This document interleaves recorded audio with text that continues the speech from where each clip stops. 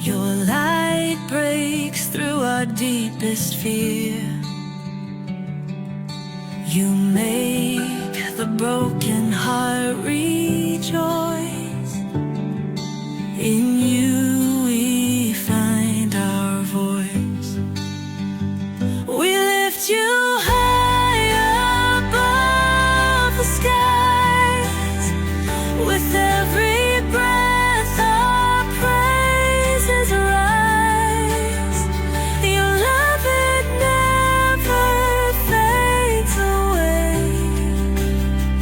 We worship you both night and day.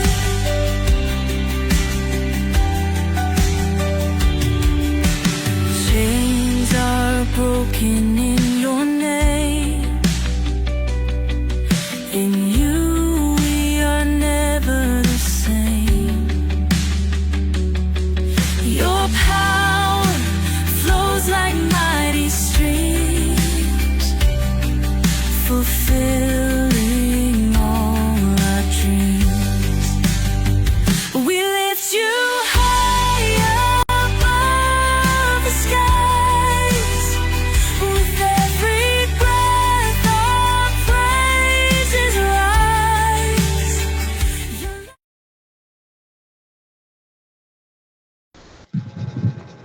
Okay. So magandang gabi po sa ating lahat. Ito po si Pastor Lek Katampungan. Nais ko po magpakilala sa inyo. Ako po ay isang kasalukuyang nagpapastor sa Ancient Apostolic Church dito po sa Antipolo. Dati pong missionary sa Mindanao at sa Negros. Ngayon po ay balik po ako sa aking lupang sinilangan, ito pong Antipolo City. So magandang gabi sa inyong lahat. Sana ay kayo ay makisama sa amin sa isang maikling oras na pagtalakay. Patungkol po ito sa kaligtasan na kung saan ay inyong maririnig mula sa sinaunang makaapostol na iglesia at sinaunang makaapostol na pananampalataya. At nais ko lang magbigay ng kaunting background. Mula nung 14 na taong gulang ay ito na po ang iglesyang aking nakamulatan hanggang sa panahong kasalukuyan. At sa panahon darating ay atin pong titindigan na aral, sapagkat ito po mga kapatid ang totoong iglesyang nagdadala po ng totoong kaligtasan. So muli, sa gabing ito mga kapatid ay akin pong ibabahagi sa inyo kung ano po ang doktrina ng sinaunang makaapostol na iglesia patungkol po sa kaligtasan, na may pinamagatang The Plan of Salvation for All Nation. Ang plano ng kaligtasan para sa lahat ng mga bansa. So mga kapatid, ito po ay inyong subaybayan. Mga kapatid, akin pong umpisan mula sa pagkahulog ng tao sa kasalanan na sina Adan at si Eva. Diyan po tayo mag-uumpisa mga kapatid. Noong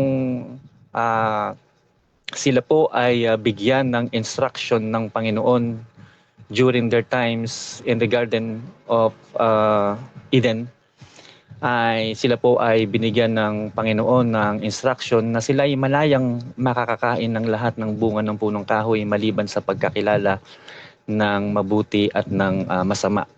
Sa madaling salita mga kapatid, sa Genesis chapter 2 verse 17 at sa Genesis chapter 3 verse 15 ay kanila po itong nasuway sa madaling salita, na kung saan ang pagsuway na ito ay nagdulot ng kamatayan sa lahat ng mga tao sa buong mundo.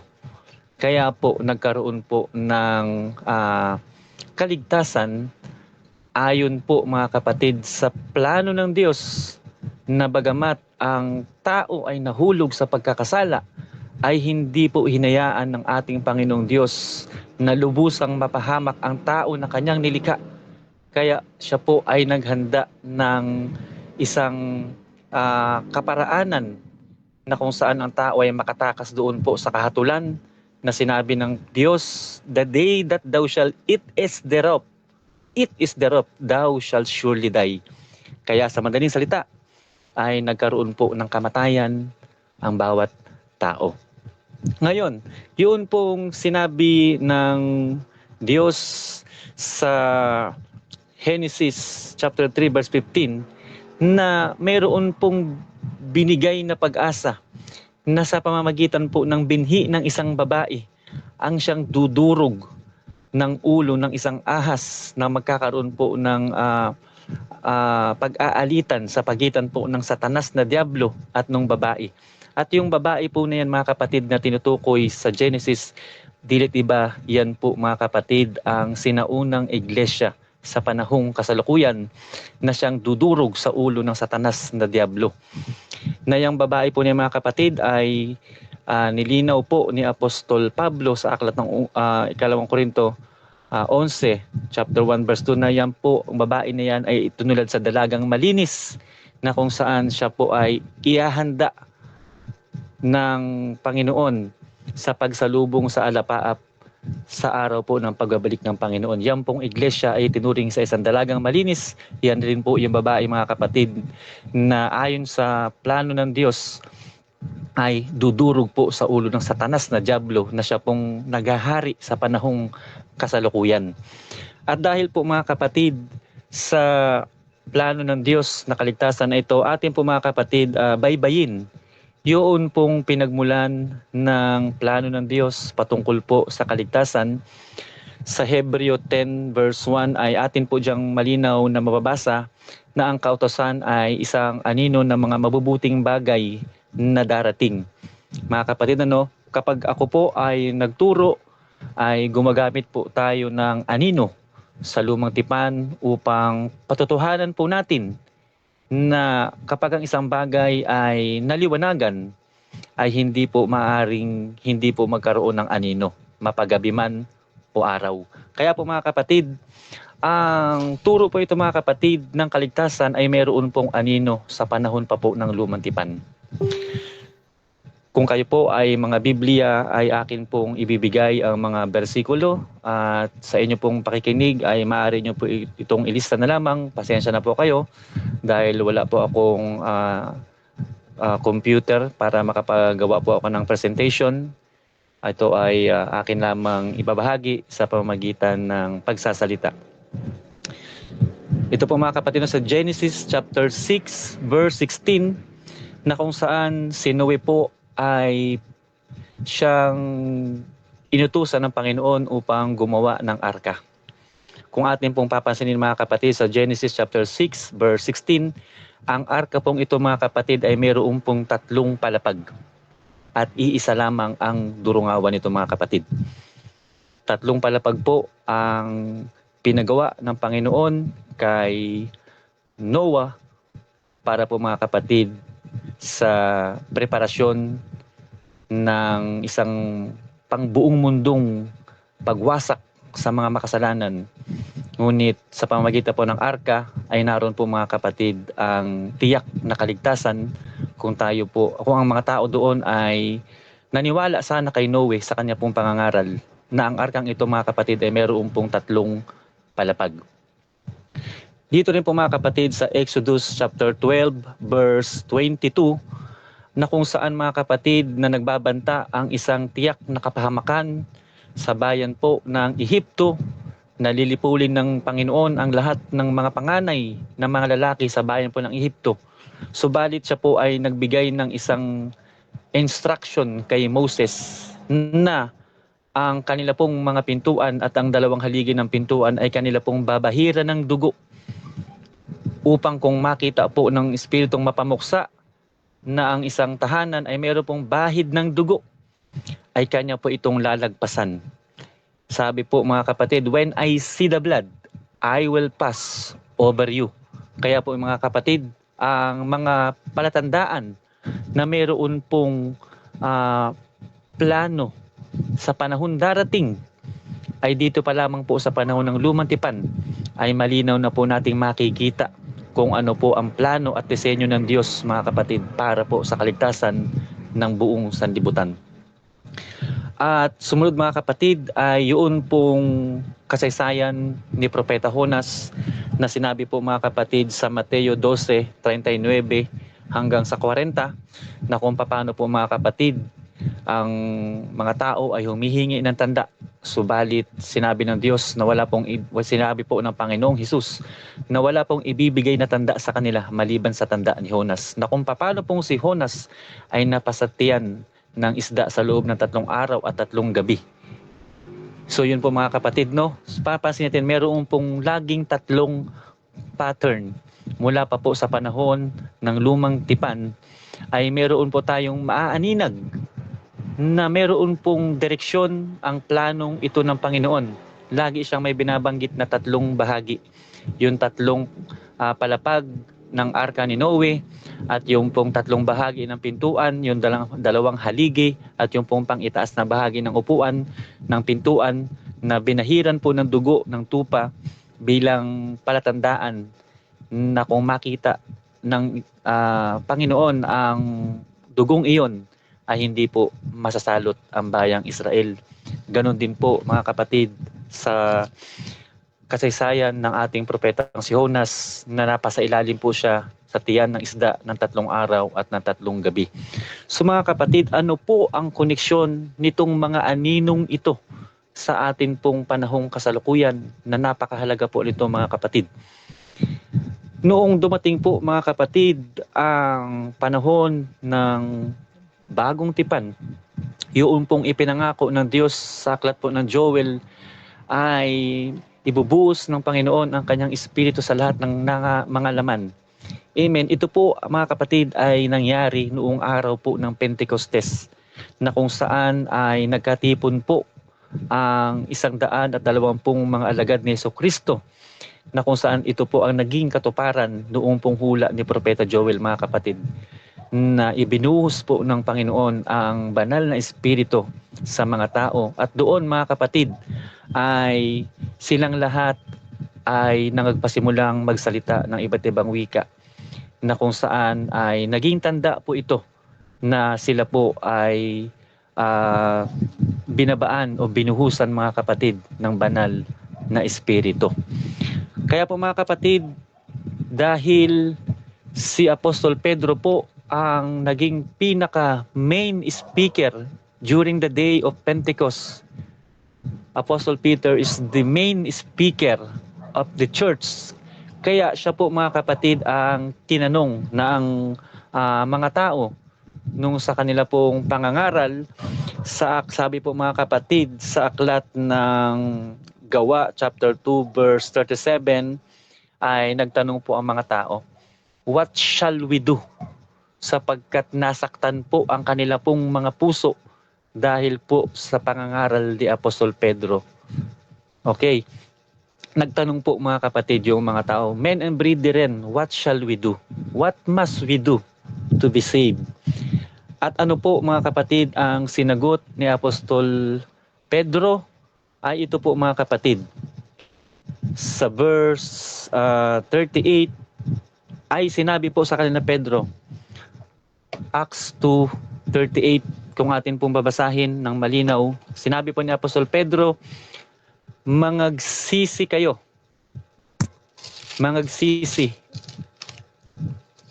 At sinabi sa kanila ni Pedro, "Mangagsisi kayo." Yan po ang unang bahagi. "At mangagpabautismo ang bawat isa sa inyo sa pangalan ni Jesucristo." Yan po ang ikalawang bahagi. "At tatanggapin ninyo ang kaloob ng Espiritu Santo." So napakalinaw po mga kapatid, si Apostol Pedro kung paano po mga kapatid naging main speaker po during the day of Pentecost. Ang kanya pong ipinangaral ay alinsunod mga kapatid doon sa plano ng Diyos sa panahon pa lamang ng lumang tipan.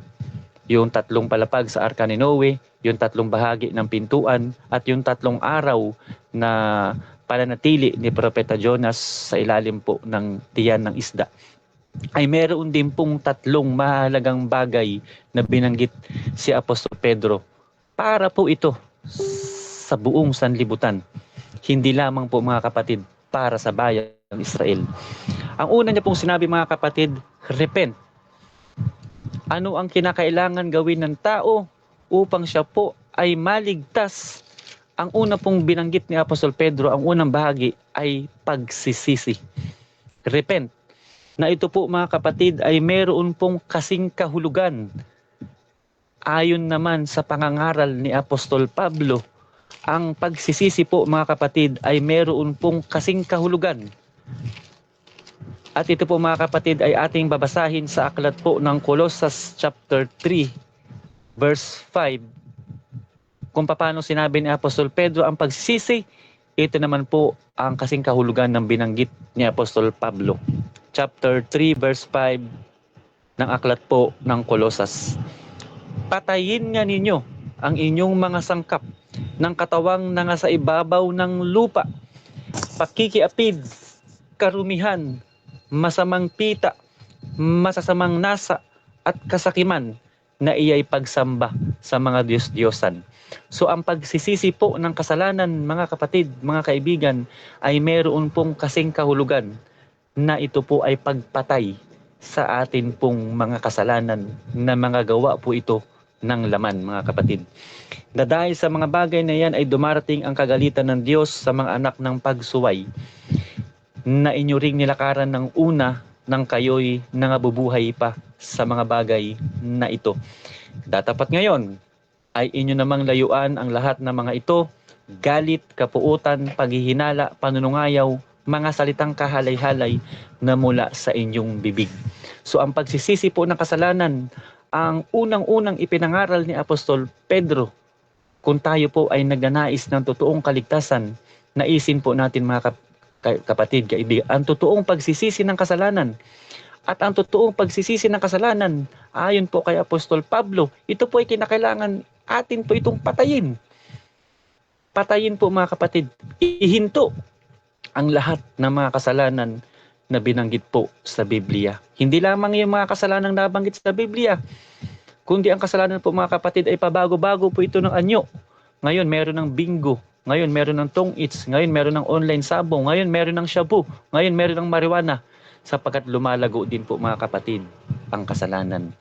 Kaya ito po mga kapatid, ang unang naging bahagi ng pangangaral ni Apostol Pedro, ang una niya pong binanggit, magsisi kayo. Sinabi naman ni Apostol Pablo, patayin nga ninyo ang inyong mga sangkap na nasa katawang nasa ibabaw ng lupa. Ang pagsisisi po mga kapatid ay pagpatay sa mga kasalanan. Hindi mo masasabi na ikaw ay nagsisisi hanggat hindi mo pinapatay ang iyong kasalanan. Gaya po mga kapatid ng inutos ni Apostol Pablo. Ang ikalawang bahagi po mga kapatid na binanggit ni Apostol Pedro ay yun pong pagpapabautismo sa pangalan ng Panginoong Hesukristo. Na kung saan mga kapatid, ang pagpapabautismo, ito rin po mga kapatid ay meron pong kasing kahulugan. Ang kasing kahulugan po nito mga kapatid ay yung sinabi po sa Colossus 2:12. Ilista niya po mga kapatid ang mga bersikulo. Na nangalibing nakalakip niya sa bautismo, na kayo naman ay muling binuhay nakalakip niya sa pamamagitan ng pananampalataya sa paggawa ng Diyos na muling bumangon sa Kanya sa mga patay. Mga kapatid, marami pong nagpapabautismo ngayon, ngunit hindi po nila alam ang kahulugan ng bautismo. Na ang bautismo pala mga kapatid ay may kasing kahulugan na ito po ay paglibing. Kapag ikaw ay ililibing, ikaw po ay tatakpan, ikaw po ay tatabunan.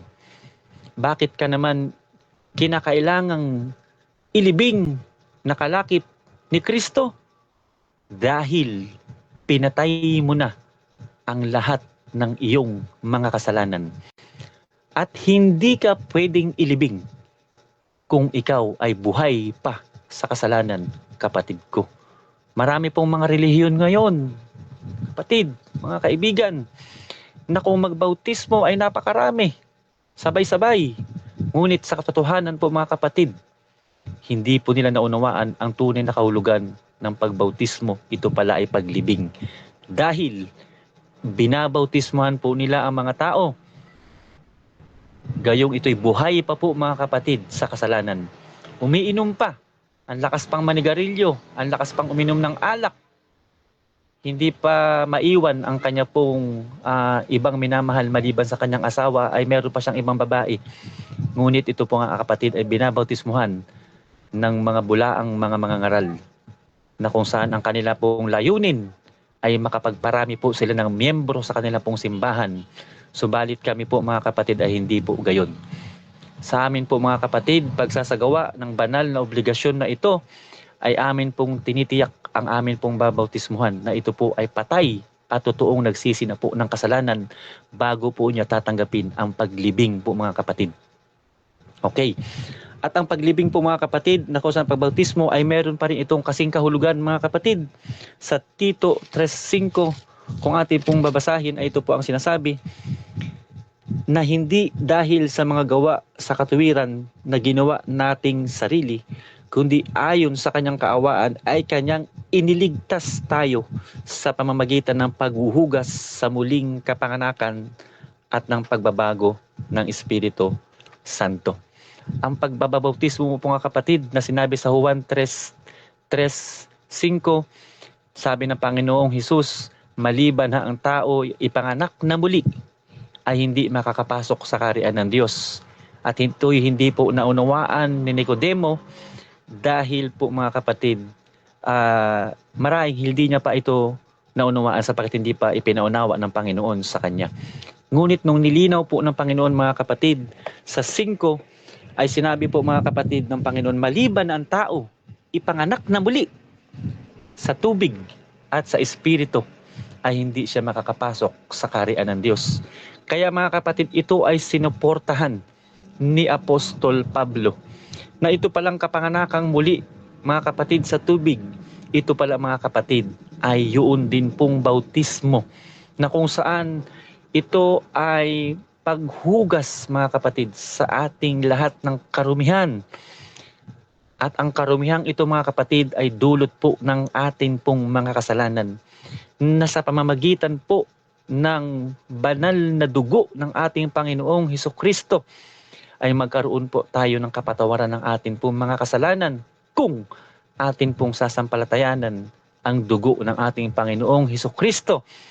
At ito'y magkakaroon lamang po ng bisa mga kapatid kung nasa totoong iglesia po gaganapin ang totoong pagbautismo. Parang ano lang po yan mga kapatid, parang kang kumukuha ng lisensya sa LTO. Ang iba naman nakakaroon ng lisensya na hindi po dumaan mga kapatid sa LTO. Yun pong tinatawag na mga talahib. Hindi po ibig sabihin na nagkaroon ka ng lisensya ay tunay na yan. Kinakailangan ito ay doon mga kapatid sa lehitimong opisina. Ganon din po mga kapatid ang pagpapabautismo. Ito ay meron lamang kapangyarihan kung ito po mga kapatid ay magawa sa totoong iglesyang itinatag ng Panginoong Hesukristo. Yan po mga kapatid ang ikalawang bahagi na ipinangaral po ni Apostol Pedro noong araw po ng Pentecostes, na kung saan kanya pong binanggit ang pagsisisi at ito po'y sinuportahan ni Apostol Pablo ng pagpatay sa lahat ng mga kasalanan. At ang ikalawang bahagi po mga kapatid ay binanggit ni Apostol Pedro na tayo kinakailang mabautismuhan sa tubig sa pangalan ng Panginoong Hesukristo, na ang pagbabautismo po mga kapatid ay may kasing kahulugan ng paglibing po mga kapatid. Bakit po ililibing? Dahil patay na po mga kapatid sa paggawa ng kasalanan. Ang nangyayari mga kapatid, kabaligtaran ang ginagawa mga kapatid ng mga bulaang mangangaral sa panahong kasalukuyan. Ano po ang kanilang ginagawa? Inililibing muna bago po pinapatay. Ang ibig kong sabihin mga kapatid, binabautismuhan muna nila ang mga tao sa kanila tuturuang magsisi ng kasalanan. Yan po ang tunay po na nangyayari sa sanlibutan. Dahil po sa kagustuhan ng mga pastor, ng mga mangangaral na lumago po ang kanilang gawain, wala pong problema kung may mga taong magpapabautismo. Pag ito po'y nabautismuhan na, tuturuan na po nilang magsisi. Huwag ka nang uminom, huwag ka nang mambabae, huwag ka nang magsugal, huwag ka nang magmura, huwag ka nang magsinungaling dahil bautismado ka na. Yan po mga kapatid ay malaking kabaligtarang turo ng katotohanan mga kapatid. Sapagkat ang katotohanan mga kapatid, praise the Lord, ayon po sa pangangaral ng mga sinaunang mga alagad, na ito rin po mga kapatid yung amin pong pinanatilihan. Kinakailangan mo nang patayin ang lahat ng mga kasalanan. At kapag ito'y namatay na, siya po ay nakahanda na sa paglibing, mga kapatid, ng kanyang lumang pagkatao. So napakaliwanag po, mga kapatid, ng pagtuturo mula sa sinaunang makaapostol na iglesia. At ang ikatlong bahagi po, mga kapatid, na binanggit ni Apostol Pedro upang matiyak po natin ang atin pong kaligtasan ay yun pong pagtanggap po ng banal na espiritu. Na sinabi po, kung atin babalikan ang aklat ng Juan, sinabi po ng Biblia na maliban na ang tao ipanganak ng tubig at ng espiritu, ay hindi po makakapasok sa kaharian ng Diyos. Biblia po ang nagsabi niyan, mga kapatid. Kaya po, hindi po pinahintulutan ng Panginoong Hesukristo o ng Diyos Ama na makapangyarihan sa lahat na hindi po bumaba ang banal na espiritu sa lupa. Sapagkat ang Espiritu Santo po, mga kapatid, ay ito po ay nagsisilbing tinatawag ng Biblia ni Apostol Pablo, mga kapatid, sa Efeso 1:13. If you are going to read in English rendition, ito po ang, this is what the scripture says, "In whom ye also trusted, after that ye heard the word of truth." Pansinin niyo, mga kapatid, gaano ka nakatagal sumasampalataya? Why is it until now wala ka pang Espiritu Santo? Bakit hanggang ngayon hindi ka pa napupuspos ng Espiritu Santo at humantong na hindi ka natuloy naniniwala sa Espiritu Santo? Gayong ito'y totoong karanasan ng mga sinaunang mga alagad. At ang totoong iglesia po, mga kapatid, ay puspos ng Espiritu Santo noon, ngayon, at sa panahong darating. Hindi po maaari na mawala po ang kapuspusan ng banal na Espiritu dahil ito po, mga kapatid, ay sabi ng Biblia, after you heard the word of truth, the gospel of your salvation. Yun pong matapos nating marinig ang aral ng katotohanan, ay doon lamang natin, mga kapatid, mararanasan ang totoong kapuspusan ng banal na espiritu. Sapagkat sabi ng Biblia, after you heard the word of truth. Hanggat hindi mo pa naririnig ang aral ng katotohanan, hindi ka pa mapupuspos ng Espiritu Santo. Yan po, mga kapatid. At sabi ng Biblia, in whom also after that ye believe, matapos kang sumampalataya, kinakailangan mapuspos ka ng Espiritu Santo. After you believe, sabi ng Biblia, bakit hanggang ngayon, napakatagal mo na sumasampalataya?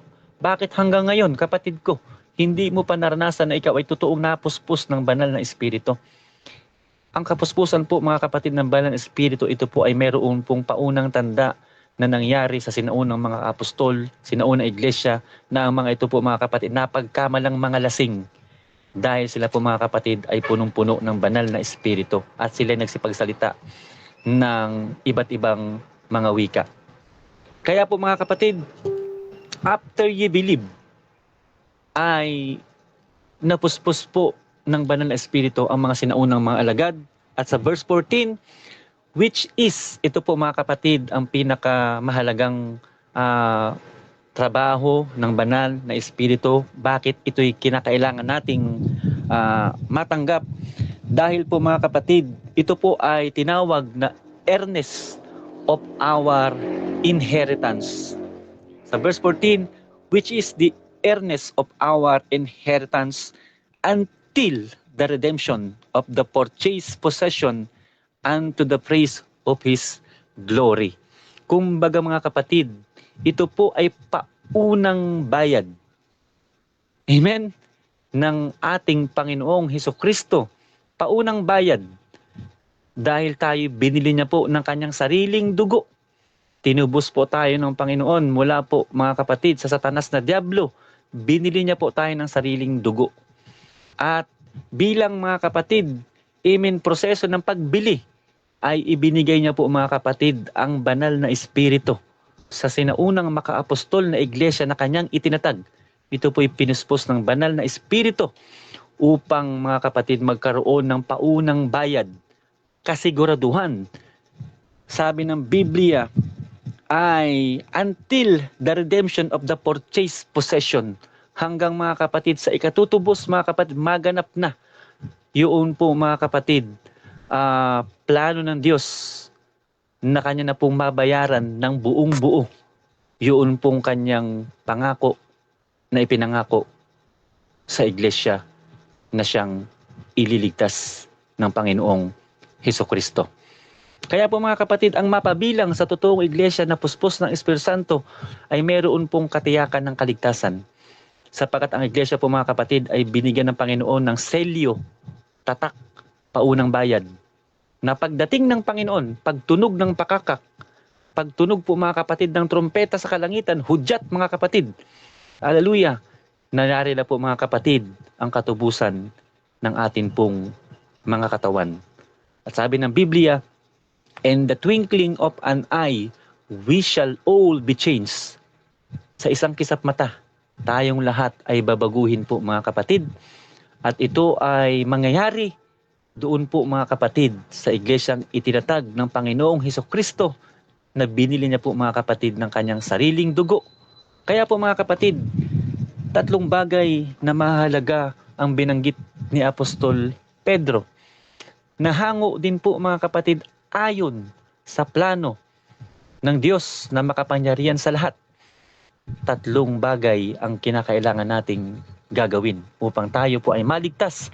Hindi lamang mga kapatid para sa piling mga tao, gaano man kataas ang iyong pinag-aralan. At kung ikaw naman ay wala ka rin pinag-aralan, you are not exempted. Hindi ka po mga kapatid exempted dito.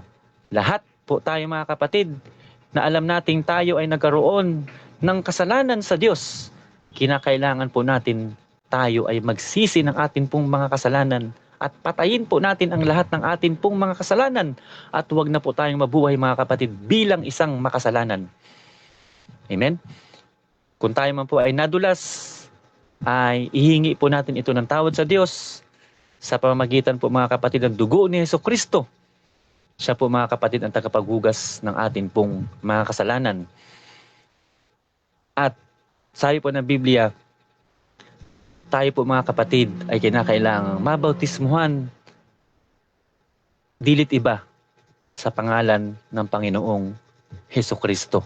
So napakarami po mga kapatid, mga bersikulo na ang mga sinaunang mga alagad ay nagbautismo sa pangalan ng Panginoong Hesukristo. Hindi po tayo mga kapatid kinakailangan mag-exhibition. Pahirapan pa natin mga kapatid ang ating sarili sapagkat ito po ay ininterpret na po ng banal na kasulatan. Bago pa po mga kapatid dumating sa atin ang mga Biblia, ito po mga kapatid ay naipangaral na ng mga sinaunang mga alagad. Hindi na po natin kinakailangang gumawa ng ating sariling interpretasyon sa Biblia para lamang palabasin mga kapatid na tayo ay matalino at maalam sa banal na kasulatan. Gayong iyong inililihis sa nais ipakahulugan mga kapatid ng Biblia. Ano po yun mga kapatid?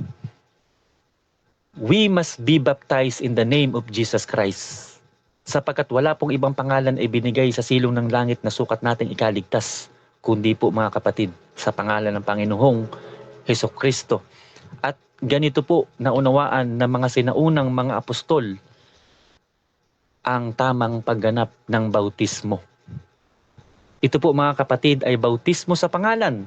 Sa Acts 38 mga kapatid, hallelujah, ay nag-utos si Pedro na tayo ay mabautismuhan sa pangalan ng Panginoong Hesus. Sa Gawa 8:16 mga kapatid, na kung saan ang mga nasumpungan ni Felipe ng mga alagad ay binautismuhan nila sa pangalan ni Hesus. Sa Gawa 10:48, yun pong si Cornelio mga kapatid, na pinangaralan ni Apostol Pedro sa Gawa 10:48, nabautismuhan po sa pangalan ni Hesus. At ang mga alagad ni Juan Bautista, ito po mga kapatid, yung talagang mga original po na baptist. Amen? Ito po mga kapatid, yung mga original talagang alagad ni Juan Bautista. Mga baptist po ito mga kapatid. Nagpabautismo po sila sa mga apostol. Praise the Lord. Sa pangalan ng Panginoong Hesukristo. So yun po mga kapatid. Ang kaligtasan ay sa pamamagitan po mga kapatid ng pagsisisi ng ating po mga kasalanan at pagpatay ng ating mga kasalanan at sa pamamagitan po mga kapatid ng pagpapabautismo sa tubig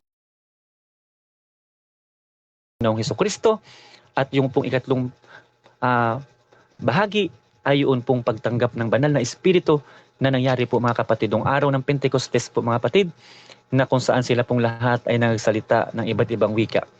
Ngunit mga kapatid, ito po ang sinasabi ni Apostol Pablo sa unang Korinto mga kapatid, 15 ay atin pong babasahin upang magbigay higit ng linaw.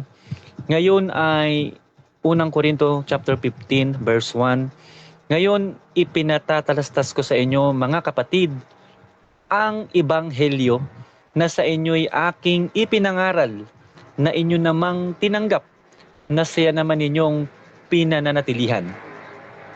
Sa pamamagitan naman ito ay ligtas kayo kung conditionally, kung matyaga nyong iingatan ang salitang ipinangaral ko sa inyo, maliban kung kayo'y magsipanampalataya ng walang kabuluhan. Ito na po, verse 3. Sapagkat ibinibigay ko sa inyo una sa lahat ang akin namang tinanggap. Okay. Na si Kristo ay namatay. Ito ang unang bahagi naman na binanggit ni Apostol Pablo, si Kristo ay namatay. At siya'y inilibing, ikalawang bahagi na binanggit ni Apostol Pablo, at siya'y muling nabuhay na maguli. Mayroon din po mga kapatid tatlong mahalagang bagay na sumusuporta po mga kapatid sa ipinangaral ni Apostol Pedro: pagsisisi, pagbautismo sa tubig sa pangalan ng Panginoong Hesukristo sa ikapagpapatawad ng ating mga kasalanan, at ating pong tatanggapin ang kaloob ng Espiritu Santo. Ito rin po mga kapatid ang ipinangaral ng malinaw ni Apostol Pablo. Aking ibinibigay una sa lahat ang akin namang tinanggap. Kung ano po ang kanyang tinanggap, si Kristo ay namatay. Pinatay niya po ang lahat ng kanya po mga kasalanan. Noong tinanggap niya po si Kristo, tinanggap niya po ang kamatayan ni Kristo mga kapatid, pinatay niya rin ang lahat ng kanya pong mga kasalanan. At tinanggap niya rin po mga kapatid ang paglibing ni Kristo sa pamamagitan po mga kapatid ng paglibing din sa kanyang lumang pagkatao sa pamamagitan po ng pagbautismo sa tubig sa pangalan ng Panginoong Hesukristo. At tinanggap niya po muli mga kapatid ang pagkabuhay na maguli ng Panginoong Hesukristo sa pamamagitan po mga kapatid ng kapuspusan ng banal na Espiritu po mga kapatid. Si Apostol Pedro, si Apostol Pablo ay nagkakasundo po mga kapatid. Iisa po ang direksyon ng kanila pong pangangaral. Kaya po mga kapatid, kung ano po ang tinanggap ni Apostol Pablo, yun din po yung kanya pong ibinibigay. At dahil ito po mga kapatid ay kanila pong ibinibigay, ito rin po mga kapatid ang amin pong tinanggap. At kung ano po ang amin pong tinanggap mula sa turo ng mga sinaunang mga apostol, yun din po yung amin pong ibinibigay sa inyo. Kaya po mga kapatid, narito kami. Kung ano po ang tinanggap ni Apostol Pablo, ibinigay niya. At yung ibinigay niya, amin din po itong tinanggap. At yung amin pong tinanggap, yun din po mga kapatid yung aming ibinibigay. Mga kapatid, huwag po nating pahirapan ang ating mga sarili sa mga interpretasyon na may mga halo mga kapatid, na mga private interpretation, na may mga halong libadura. Ito po mga kapatid, purong salita ng Diyos ang amin pong ibinabahagi sa inyo mga kapatid. Na kung saan, sabi ni Apostol Pablo, mayroon pong katiyakan ng kaligtasan sa pamamagitan po nito mga kapatid, nitong ebanghelyo. Ang ebanghelyo ito mga kapatid ay mayroon pong tatlong bahagi.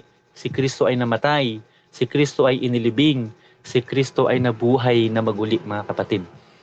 At ayon po mga kapatid, sa pangangaral naman ni Apostol Pedro, tayo ay magsisi ng ating pong mga kasalanan, atin pong patayin ang lahat ng ating pong mga kasalanan habang may oras pa.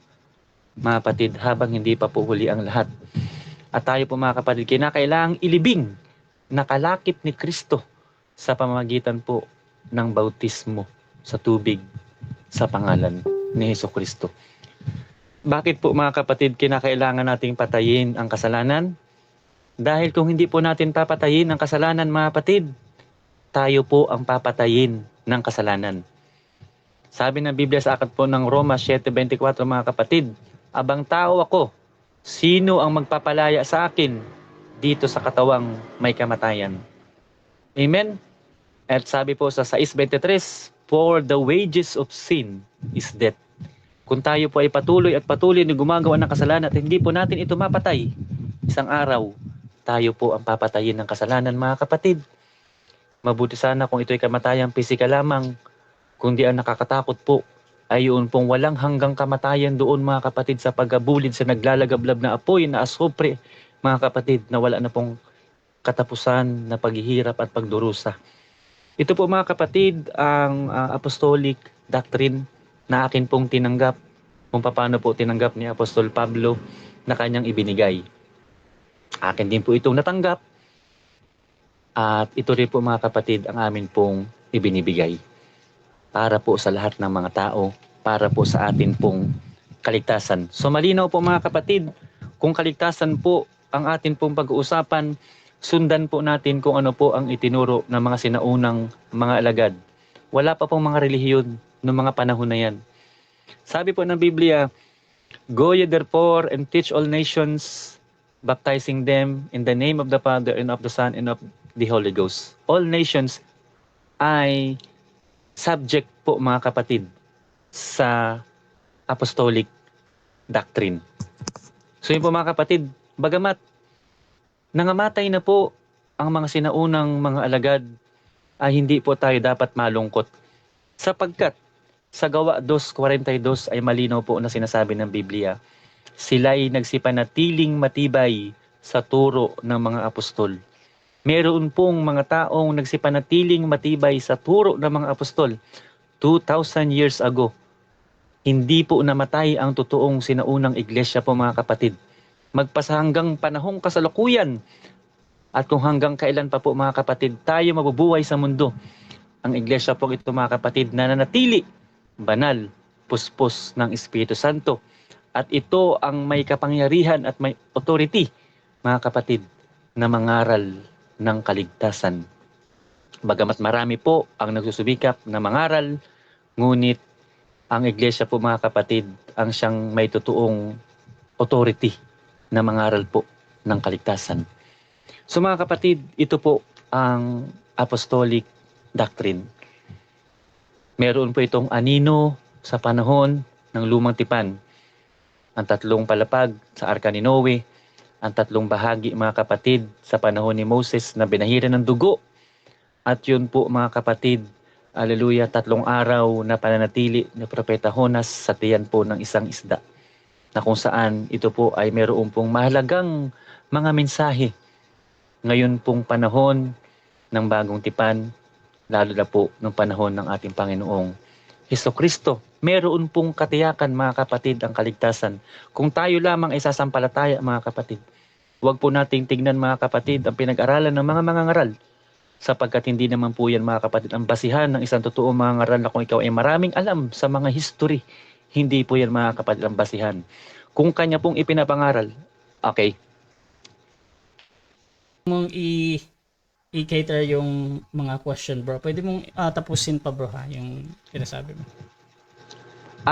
So maraming salamat Brother Rasha. So pwede ko nang i-entertain Ayan, thank you. yung pong mga katanong. Kung meron na pong mga tanong, purihin ang Diyos. Okay, so mga kapatid, shoutout muna sa lahat ng nanonood. Meron tayong 25 live commenters ngayon. So, ang unang question dito bro, naka-Japanese yung pangalan niya. Faith alone at OSAS po ba kayo? Question mark.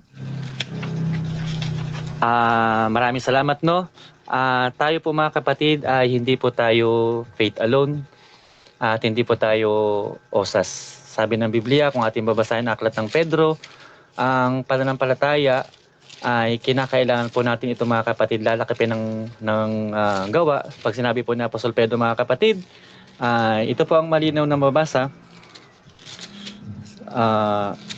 sa Pedro. Oo, at dahil sa ikalawang Pedro mga kapatid, 1, sa English ko po babasahin ano.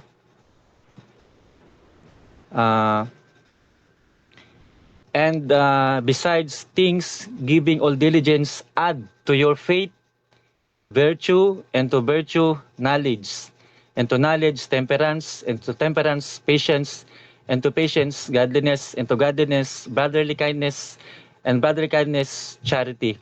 For if these things be in you and abound, they make you that ye shall neither be barren nor unfruitful in the knowledge of the Lord of Jesus Christ. But he that lacketh these things is blind and cannot see afar off. So malinaw po, hindi pa tayo faith alone, ang pananampalataya ay mayroon pong mga kalakip na mga sangkap na magpapatibay po ng ating pananampalataya to maintain our salvation. Okay, thank you. Question man dito galing kay Althea. Makakaligtas po ba ang church? Maraming salamat ano. Ang church po mga kapatid ay yung salitang makakapagligtas, medyo iko-correct no.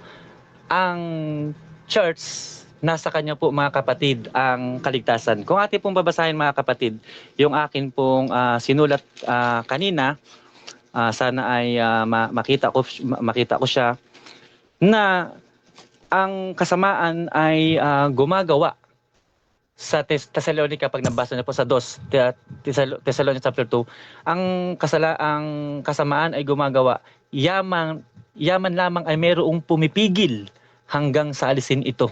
Ang ibig sabihin, yung church po mga kapatid ang pumipigil upang hindi po lubusang makapaghari ang Satanas na kaaway, sapagkat sa iglesia lamang mga kapatid na katotohanan, dyan lang po naghahari ang Panginoong Hesukristo. Hindi po siya makapaghari sa buong sanlibutan dahil ang sa buong sanlibutan ay pinaghaharian po ng Satanas na kaaway. Yamang. Kaya lang, meron pong pumipigil. Kaya mga kapatid, ang makapagliligtas po mga kapatid ay yung pong aral na ipinipreserve po mga kapatid sa pamamagitan ng sinaunang iglesia.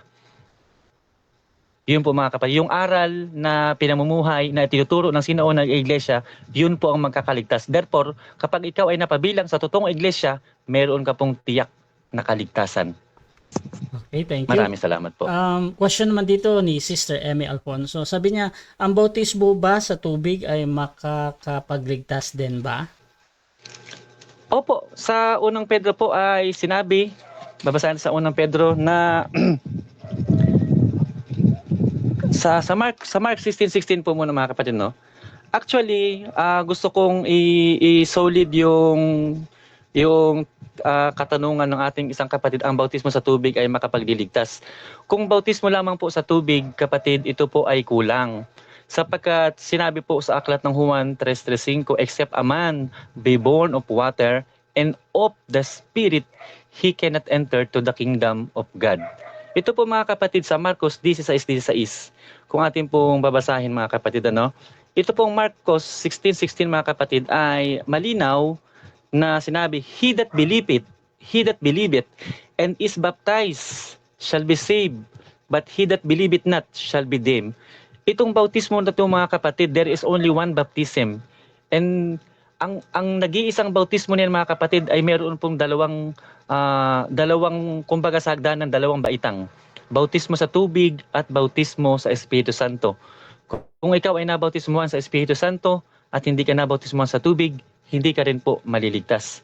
Kung ikaw naman ay nabautismuhan sa tubig at hindi ka nabautismuhan naman sa Espiritu Santo, hindi ka rin po maliligtas.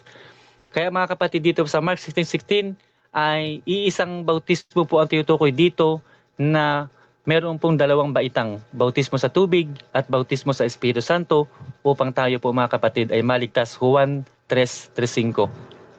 Except a man be born of water and of the Spirit, he cannot enter to the kingdom of God. Maraming salamat po.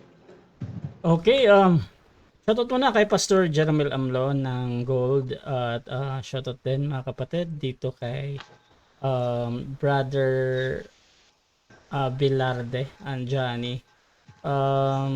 Question dito bro, meron pong mga pastor na nagsasabi na faith alone kahit di magsisi ay ligtas pa din. Ano pong masasabi niyo dito? So mga kapatid, yan na nga po yung sinasabi sa Pedro na hindi ang Biblia nagbuhat sa sariling pagpapaliwanag. Sa kaligtasan po mga kapatid ay hindi po mawawala ang pagsisisi. Sapagkat kung hindi po tayo magsisisi, parang tinatanggap mo na hindi mo kailangang patayin ang iyong mga kasalanan. Ang pagsisisi nga po mga kapatid, sabi ni Apostol Pablo, ay ito po ay may kasing kahulugan na pagpatay sa ating pong mga kasalanan. Sabi ng Biblia, ang mga liko ay hindi po magsisipagmana ng kaharian ng Diyos, ni ang mga mangkukulam, ni ang mga sinungaling, ni ang mga mahalay, ni ang mga patungayaw. Yan po mga kapatid ay bahagi ng mga kasalanan na kailangan natin pagsisihan at atin po mga kapatid patayin. Sa katotohanan po, ang pagsisisi ang pinakamahirap na bahagi sa pagpasok sa kaharian ng Diyos. Ang anino po niyan mga yan po ang pinakamalaking bagay na unang-unang gagawin ng tao, yung pagsisisi, yung pagpatay. Sapagkat totoo man po, mahirap pong patayin, lalo-lalo na ang ating sariling kasalanan ang ating pong papatayin. Napakahirap po niyan. Sa tabernakulo po mga kapatid, yung pong damba ng sunugan, yan po mga kapatid, yung diyan po inihandog yung mga patay na mga tupa, kalabaw, baka. Yan po ang pinakamalaking kagamitan pagpasok po ng tabernakulo. At ang tabernakulo ay kumakatawan po sa katawan ni Kristo. Hindi ka po makakapasok ng lubusan sa katawan ni Kristo kung hindi mo po pagdadaanan ang pinakamalaking bahagi, yung pong pagsisisi. Kaya nga sinabi ni Apostol Pedro, repent. Yan agad ang unang-una niya pong sinabi.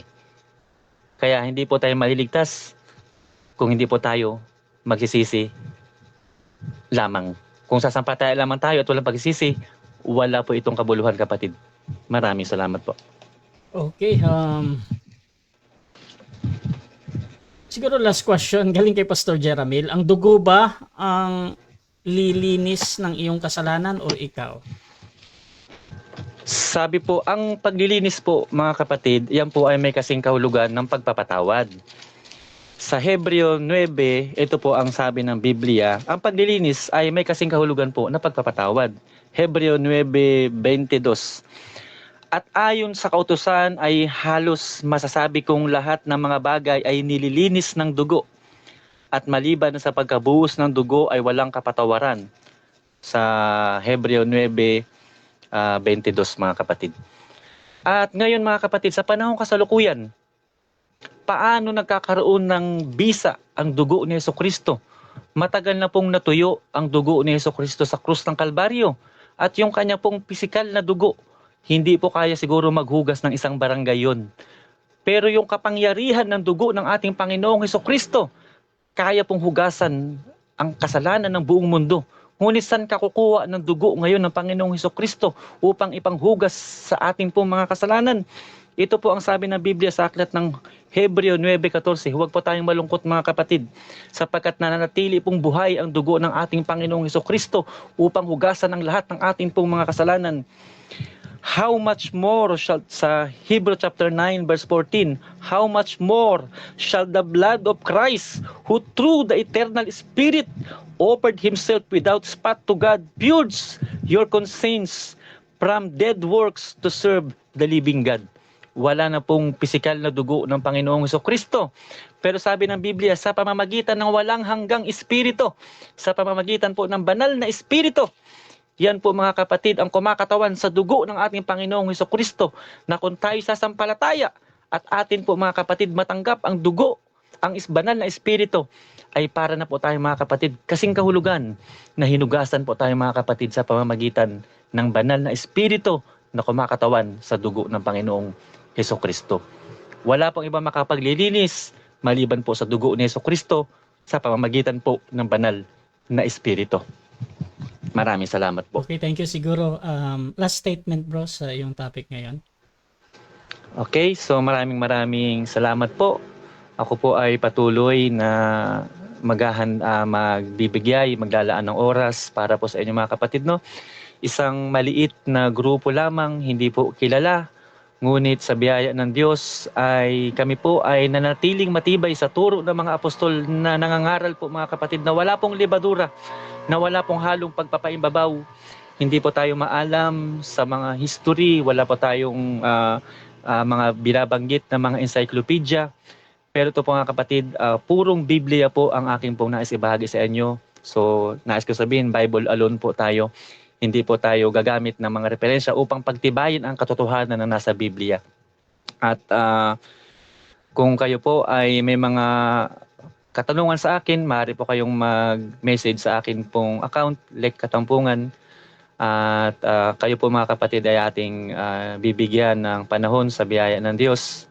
So maraming salamat Brother Rasha Bista sa panahon na ibinigay mo sa akin, na kung saan tayo ay malaya na nakapagpahayag ng atin pong tinitindagang aral noon, ngayon, at sa mga panahon pandarating hanggang sa pagbabalik ng ating Panginoong Hesukristo.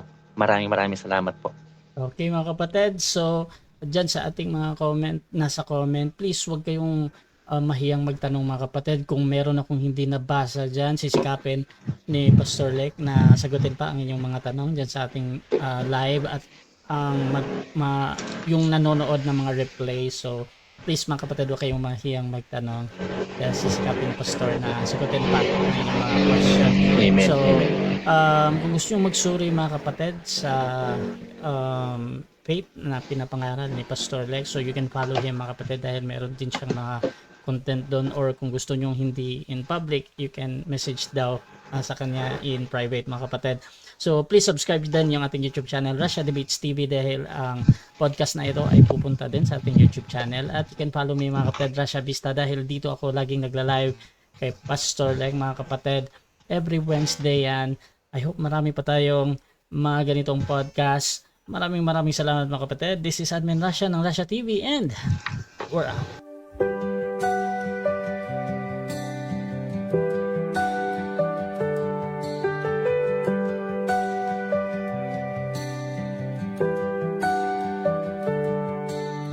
Darkness fades when you